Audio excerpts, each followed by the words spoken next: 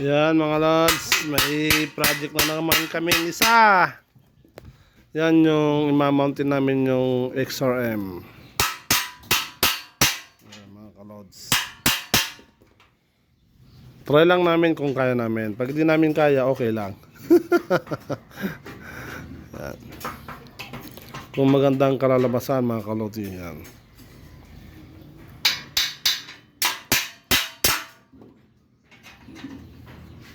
Mga kalods, pumasok na yung ehe. Dapat meron yung fork niya ano. Kahit hindi na pare. Hindi na. Nakala ko na. Sige. Muna siya. Nasaan na si Abdul? Yan mga kalods, i-mountain namin para okay.